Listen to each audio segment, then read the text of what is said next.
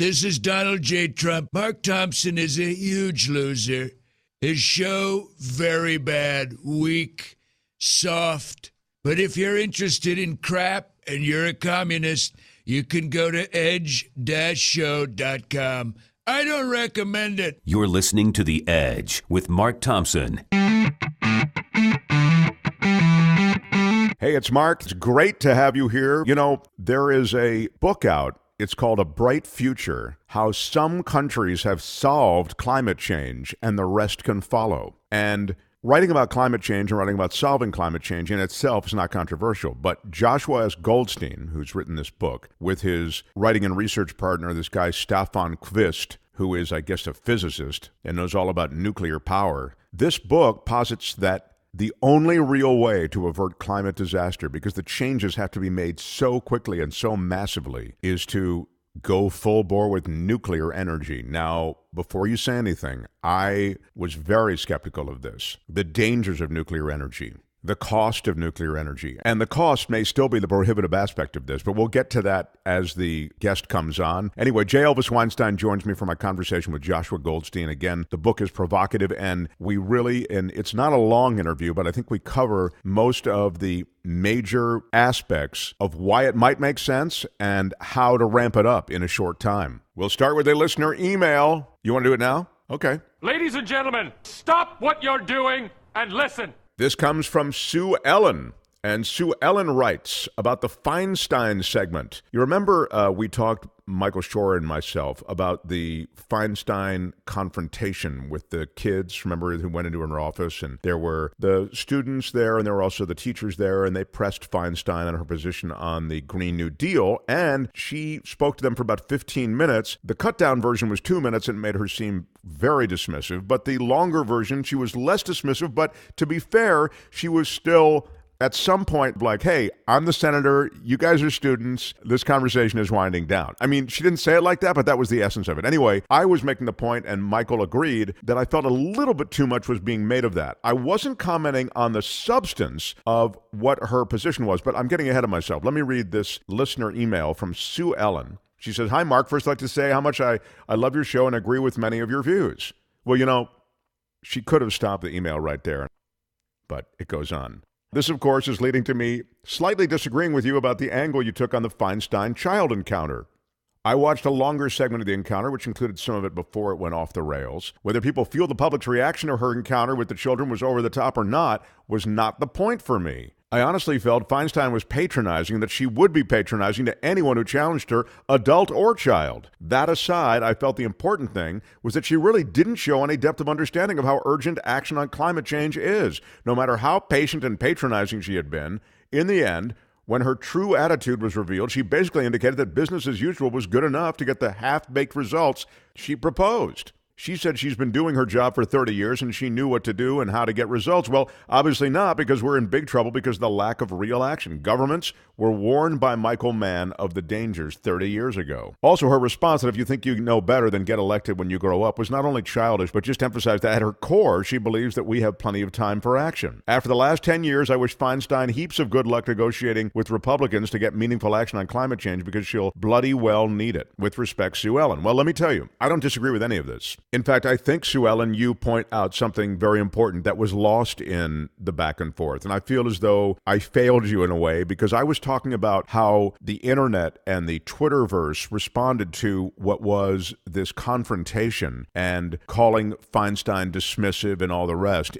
in tone. And I guess I was saying, well, look, she gave them 15 minutes. But you make a more important point, I think, which is, yeah, Mark, she gave him 15 minutes, but essentially she failed to communicate that she grasped the gravity of what was going on. She doesn't, at least in the legislation that she is backing, watered down legislation, you would say. She doesn't represent the kind of urgent response and aggressive response that those who are well aware of the existential threat that man-made climate change is causing are all too aware of. So I think you make a fair point. And I'll say this as well. You make an even fairer point if you fold in Nancy Pelosi and you fold in Green New Deal and health care for all, Medicare for all, they're already backing away from it. These are extremely popular legislative proposals. They poll above 70% in the general population. I'm talking about Democrats and Republicans. So I think you're on to something when you talk about these longtime politicians who have seniority, certainly, as legislators, but they also seem to possess a disconnection with those who elected them. So I take your email and I say bravo. I think you're exactly right. I think that in my effort to sort of say, hey, everybody, relax, she was just dealing with a situation, I sort of overlooked the way she was dealing with it from a substantive standpoint. And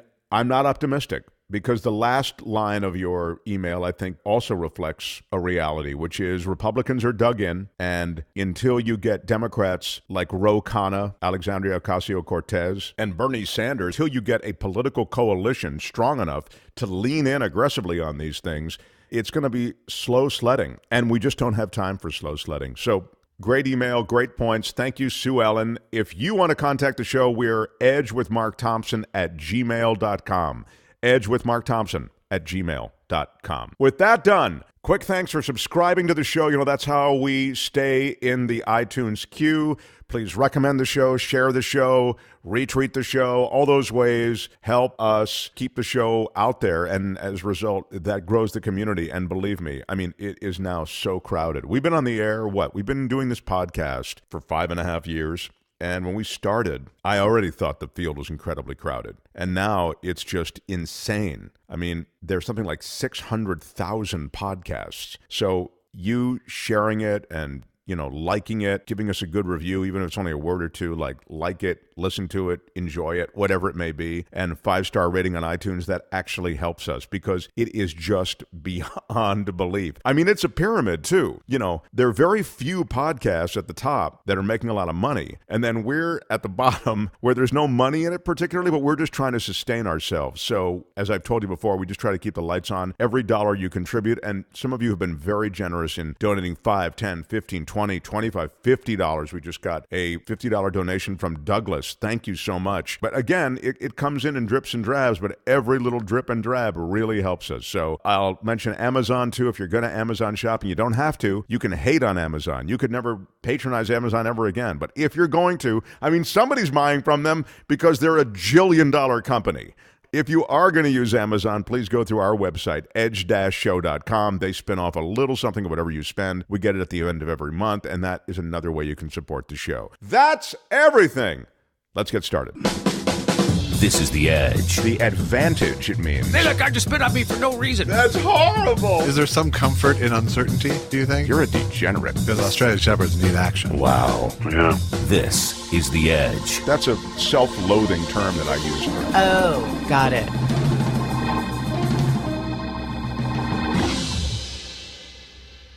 Joshua Goldstein is with us, a writer of books about diplomacy, economic history, war, peace, really well-researched work, and this latest book, A Bright Future, How Some Countries Have Solved Climate Change and the Rest Can Follow. Hi, Joshua. Hi, great to be with you. In essence, this book makes a, I think, startling assertion, and I'm going to kind of summarize, and you tell me if I'm on point. It's that we've got a huge issue with the planet warming, with fossil fuels burning and affecting the future of life on the planet. And it's too big a problem to try to roll back with incremental changes with alternative energy sources, wind, solar, etc. And so you, and this is the radical part, say, we got to do something right now, and we got to do it big, and it's nuclear energy. Excellent summary.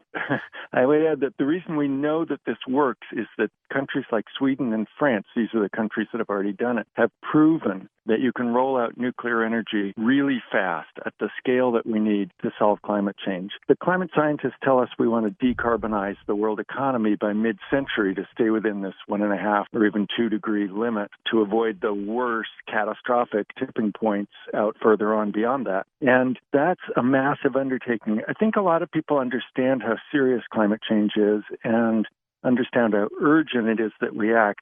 But I don't think a lot of people understand the scale of action that's needed. It's not just today's electricity grid. It's also the growth in electricity that's happening in poorer developing countries like India, Indonesia, big countries getting their feet under them, lifting hundreds of millions of people out of poverty, and it's a great thing.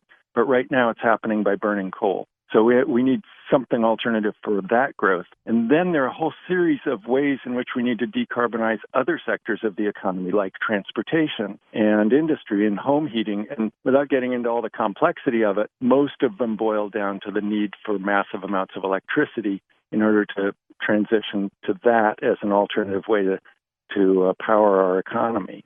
And when you add it all up, it's going to be probably 8 times the amount of electricity that we're using now. And what we're using now is predominantly fossil fuels.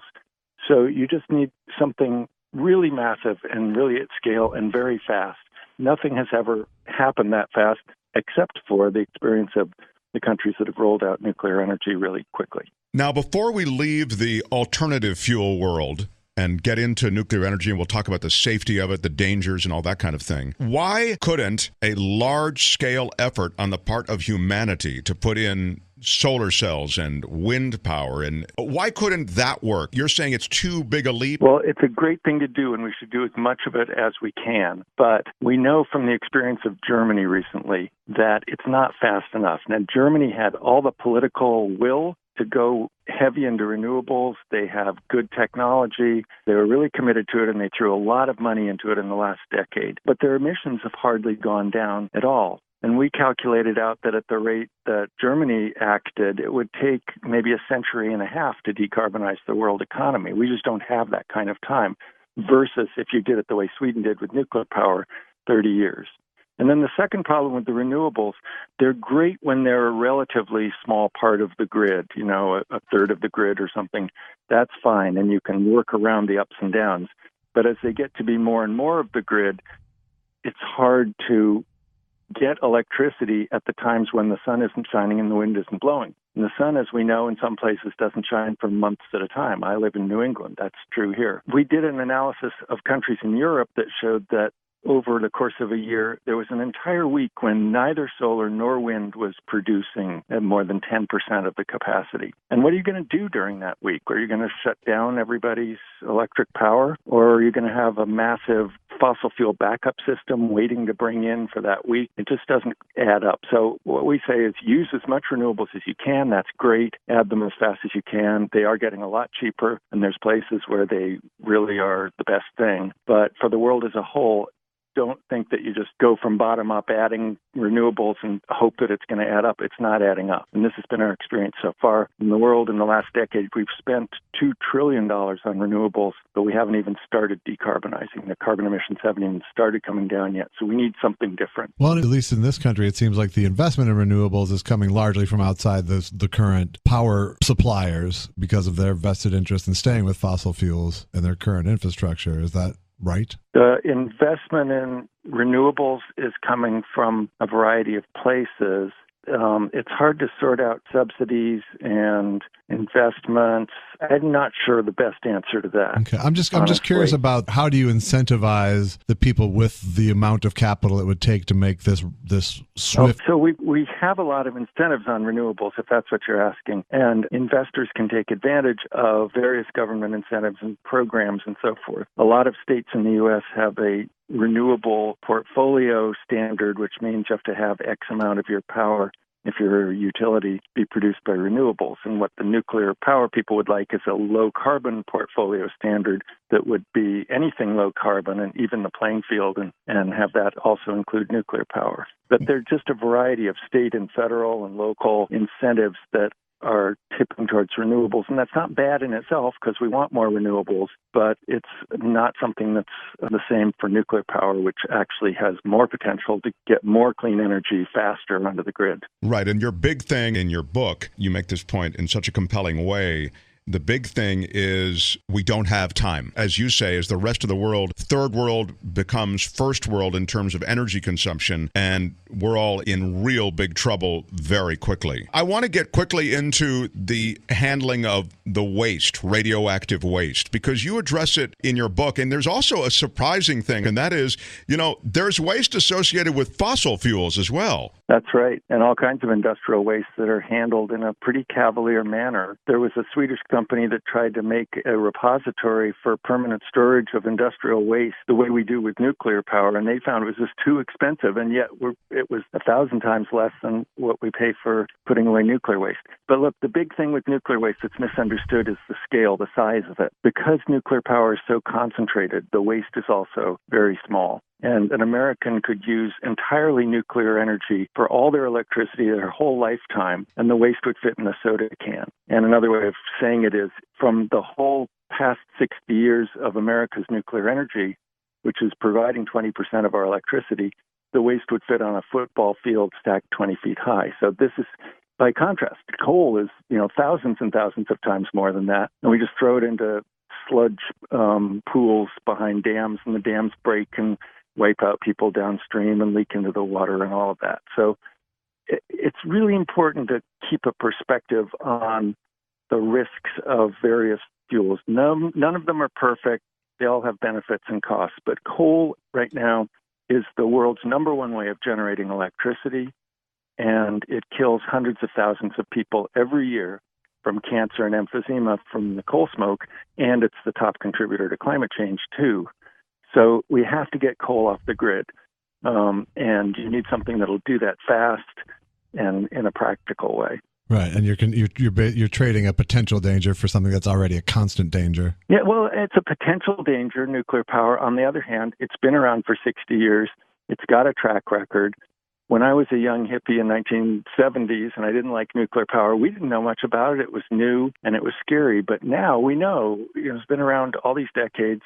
We've had, one serious accident in Chernobyl and a couple that didn't really hurt anybody in Fukushima and 3 Mile Island, widely misunderstood, cross-associated with a real natural disaster in Fukushima and a disaster movie in the case of 3 Mile Island that was in the theaters then. Right. And if you add it all up on a per kilowatt hour basis, coal is 400 times more dangerous.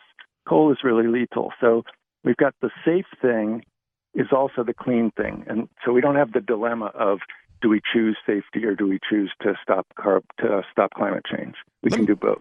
Let me go back to Fukushima for a second, Joshua, because that really was, I understand it was the confluence of all of these things. It was this remarkable tsunami, earthquake. I mean, it all happened. You also had what was, in my understanding, a fairly well-constructed nuclear plant. That is to say, they had sort of allowed for seismic calculations that were going to, they felt, protect them from any kind of serious event like this. And yet, the worst nuclear disaster in history. No, the worst one in history was Chernobyl. Yeah, what happened in Chernobyl? Chernobyl was a badly designed plant. It didn't have containment to keep the radiation in case of an accident. And it was a bad government, the Soviet Union, that tried to cover it up when the accident did happen, sent people in without protection to try to put out the fire there.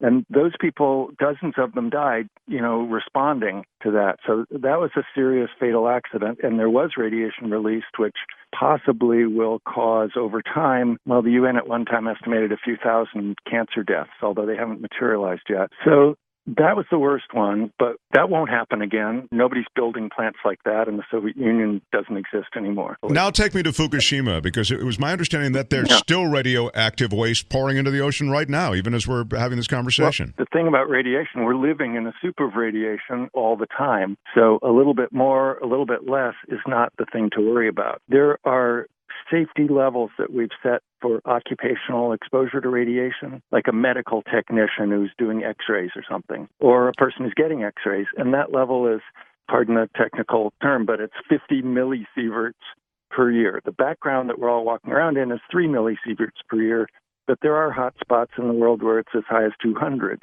and without any apparent health effects. But we've set 50. That's a good conservative limit. So in Fukushima, there were a dozen people who were exposed to that 200 level, and although they haven't shown health effects, they might. That they were exposed. But the general public outside the plant never was exposed to more than 50, which is that level that we consider safe for medical uses and so forth. They called a quick evacuation not knowing what was going to happen, and you can't really blame them for that, but that did kill people when they were yanked out of hospitals and so forth. But the actual radiation didn't. And then you can measure very small amounts of radiation and say it's going into the ocean, but it gets diluted in the ocean, which is very large. And these tiny amounts of radiation from Fukushima are not hurting anything. So I have a question. I've had, very superficial reading about the sort of new movement within nuclear power of these very small, almost, phone booth size reactors that are much more local than big centralized plants like Fukushima. Is that a realistic future of nuclear power? Well, yes and no. I'd say in countries like China in particular, which uses half the coal in the world and really needs a solution right now, they have the existing designs. They just built 4 AP1000s, which is the Westinghouse design that we're trying to build in the United States and having so much trouble getting it finished and going way over budget. They just put 4 of those online in a year. So they can take the existing designs, which are large-scale capital projects with a lot of laying concrete and such. They're good at that stuff. Right. And they could build this out really quickly and take coal off the grid, and that would reduce world carbon emissions by more than 10%. So that's a great project for them. In the United States, it's a lot harder. We're not good at big capital projects. They always seem to go over budget, way over. And people are afraid of the old-style plants, and we have a deregulated utility system where private companies have to come up with the money to build a nuclear plant, and that's billions of dollars up front for something that's going to pay out over 60 to 80 years. That's fine if you're China. Central government can say, good investment, 60, 80 years. But if you're a private company, and you've got a discount rate and you're trying to return money to your shareholders quickly, that's a big lift. So the idea, I'd say the central idea of these new startups is to go smaller and to require less capital up front. And for the United States and probably Europe, that's a great way to go. We have about 50 startups now. I'd say there's a half dozen that are pretty far along, pretty well capitalized, and making good progress. And within a decade should be rolling these things out, although probably some of them will go out of business and other ones will succeed. Not sure which yet. But there are a variety of design concepts being tried, but they all have the characteristic that they're more economical, generally can be built centrally in a shipyard or factory so that you don't have this big concrete on-site problem, and then ship to where they're going and put in the ground and generate electricity. Can you break down and describe sort of the basic way that nuclear energy is made such that then we end up with that small amount of radioactive waste that you're talking about? And then what happens to that? Sure. The basic fuel is uranium, and it's so concentrated, the energy in it, because as you know, when you split an atom, you get a tremendous amount of energy, which is why we make atom bombs that way. Although nuclear power cannot explode like an atom bomb can, so those are two separate things. But the concentration of energy is in there. And just to give you an example, if you take a pound of coal and turn it into electricity, you can power your average American house for about an hour. And if you take a pound of uranium and do the same thing, it'll go for 2 years. There's just a lot more energy in the small volume. So you take that uranium, you make it into little pellets, and you bombard it with neutrons, which makes the atom split and give off a lot of energy. And in that energy is more neutrons that split more atoms, so it's a chain reaction. In an atomic bomb, that's an uncontrolled chain reaction. But in a nuclear reactor, there are control rods that absorb some of the neutrons and keep the reaction at a steady level. And all of this is just a complicated way to boil water, which is the same thing that a coal plant does. Right. When you run the water becomes steam, the steam runs a turbine, the turbine creates electricity. Yes, the last part you'd find in other power plants. But all of these reactions are taking place underwater, and the steam is the reaction of the heat of the reaction. Yeah, you take the heat, boil water with it. And by the way, all the thermal plants have elements in common, like those cooling towers, the huge cooling towers that are associated with nuclear power. Actually, there's a lot of those are coal plants because it's the same concept. If you're near the ocean or a river, the nuclear plant doesn't have those towers because you can cool it off of the ocean water. But if you're inland, some of them have those big towers. That's why you see so many and propose so many nuclear plants near bodies of water, I suppose, near the ocean. Yes, and also because the big cities of the world tend to be coastal. by and large. It's also why one of the great ideas for these new reactors is to build them centrally in shipyards and then float them to where they're going and plug them into the grid. You could build them in, let's say, Busan, South Korea, where the world's most advanced shipyards are, crank them out. The idea here is instead of building it like a bridge or something site-specific, more like you want to stamp oil them out platform.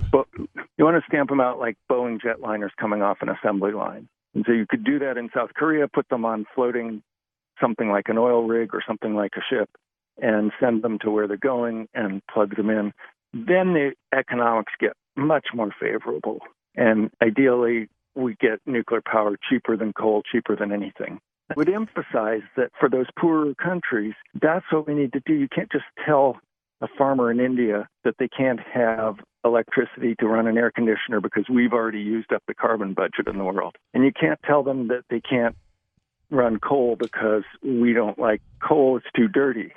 I mean, we used coal to get where we are. You need something better and something cheaper, something practical, and that's where these mass-produced nuclear plants that can be floated to where they're going, that would be ideal for that.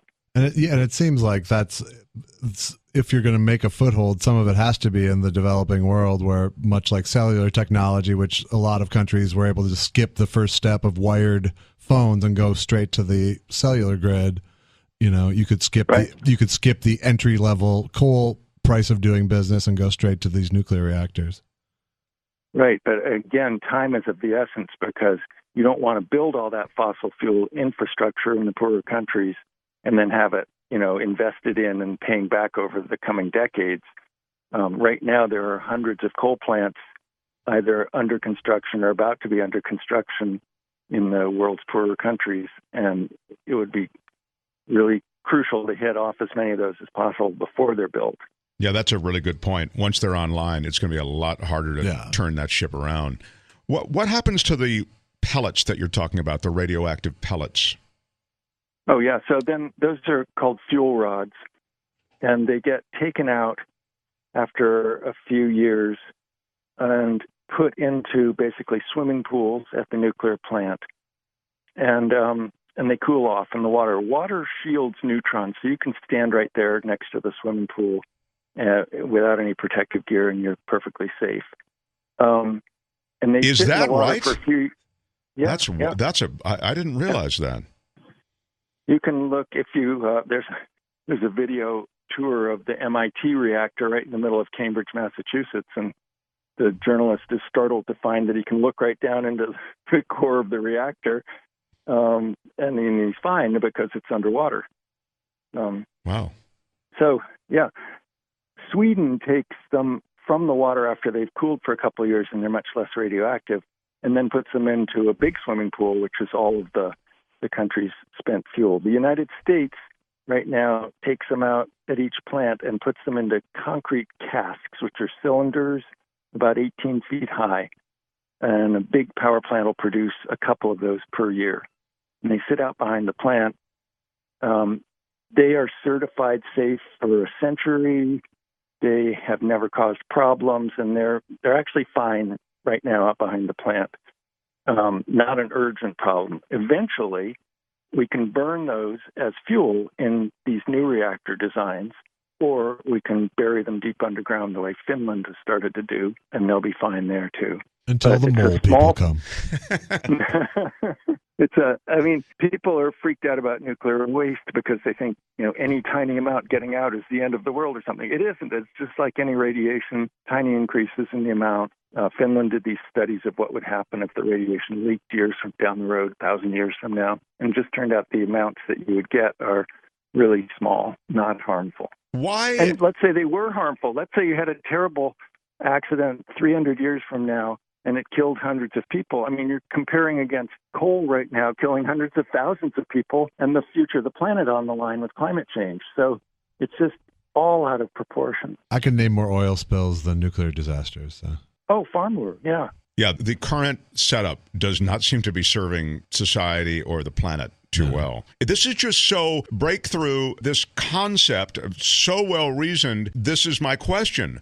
Why do I, among all of these other sort of environmentally sensitive type people, why do we see it as so controversial and breakthrough. Somehow. Because we have an economy run by fossil fuel companies. So maybe that is it. Maybe has the messaging been the last couple of generations, radioactivity, nuclear, bad, bad, bad. Somehow I bought that as well. Yeah, well, the messaging has been bad because on the one hand, the environmental groups, and, I'm a life member of the Sierra Club, and I used to hate nuclear power too, but the messaging has been just hammering on nuclear bad. And then the nuclear power industry has been its own worst enemy because its messaging has been, it's safe, it's super, super safe. And after about the 10th time they say safe, you're thinking it must be really dangerous. Otherwise, why do they have to keep telling us it's safe? Right. So that's not a good message. But I think underneath all of that is a kind of a cross-wiring that goes on, especially for those of us that lived through the early years of the Cold War. And I can remember hiding my head under the desk to get ready for the bomb to drop. That's pretty traumatic.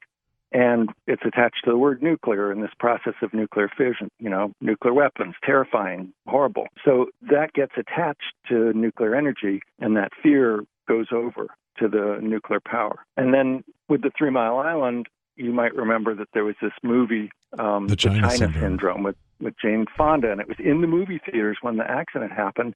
And again, it just got kind of cross-wired. Like the movie was really terrifying. What happened at the plant wasn't so much. And with Fukushima, what happened was an epic natural disaster, this earthquake and tsunami 50 feet high, and it killed almost 20,000 people and just wiped out everything. People don't quite remember that had nothing to do with the nuclear plant. There's a cross-wiring in our brains, and I think it's a pretty basic psychological thing that happens, where you're really scared and you attach it to similar things. That's how Donald Trump saw Muslim people celebrating 9/11 on a rooftop that never happened. Yeah. Maybe. This is really fascinating and provocative and well-researched, and it's a real easy read. The book just arrived to me this morning, so I didn't get a chance to totally read it cover to cover, but you document everything. This isn't just some sort of philosophy of energy. It's very well documented. So I know you did it with your colleague. I'm recommending it. We'll have a click-through on our website at edge-show.com. It's called A Bright Future, How Some Countries Have Solved Climate Change and the Rest Can Follow. Joshua S. Goldstein, really interesting, and I hope the word gets out. You've made a believer out of me. I was really quite skeptical when we began this conversation, and it's enlightening. This whole, have you found that to be the case as you talk about it more and more? Yes, I'm finding out from a lot of people, and I went through the same thing myself. Starting out just not liking nuclear power, and then I had kids and got concerned about climate change. And my kids hit me over the head enough times that we have to solve it. And then I found, if we're going to solve it, we really need nuclear power. And that's how I learned about it. And then my co-author, you mentioned, Staffan Qvist, is a Swedish energy engineer, PhD in nuclear engineering. And he's been very, very careful to make sure everything in there is documented and solid and the numbers are all right. So I really appreciate that. Good luck with it. Thanks. There's a website at brightfuturebook.com. People can engage more. And I know it's a controversial topic, but we need to be talking about it. Yeah, we'll have that click through on our website too, brightfuturebook.com. Thanks again, Joshua S. Goldstein. Great talk with you. Thanks. Frankly, I've been on board with that for a long time. Of course, because you're a fucking smart guy. Not because because of what he said, which is it isn't like nuclear accidents are happening at a regular rate, and there's plenty of coal waste facilities busting into toxic rivers, and there's plenty, so. That's the thing. When you put nuclear power up against the waste associated with coal, and that's really the way the world is powered, it's not even a close race. Right. I mean, it just isn't. Like those coal ash spills that have happened, there's been a couple of massive ones in the past few years. Like those have taken out as much of an ecology as a nuclear spill would. Sure. A same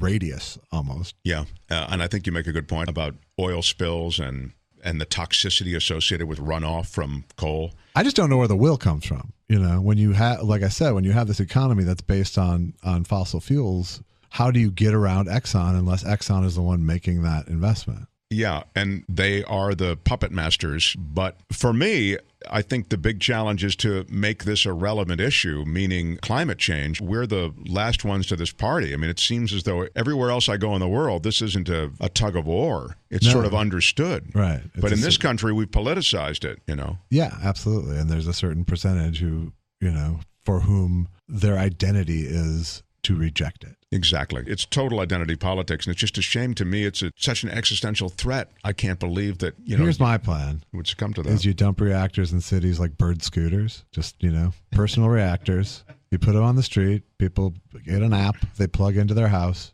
Boom. Disruptors, baby. It's what it's all about. You know what? That's your movie. And what could possibly go wrong? J. Elvis Weinstein, the movie that you can stream that's J. Elvis's is I Need You to Kill.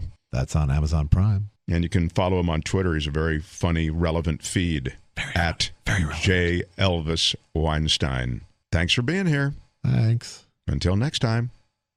Bye-bye. There's a next time? I'm expecting some emails on this one, so if you want to reach us and chew me out, you can do it at edgewithmarkthompson@gmail.com. Until next time, bye-bye. First of all, it's great to be on the show with all of you and all that and all these things. I love it. And if you enjoy listening to The Edge, subscribe to The Edge on iTunes, the Stitcher, and you can totally listen to it on iHeartRadio. Edge-show.com. Edge-show.com. The hyphen is stupid. Edge-show.com. Edge-show.com.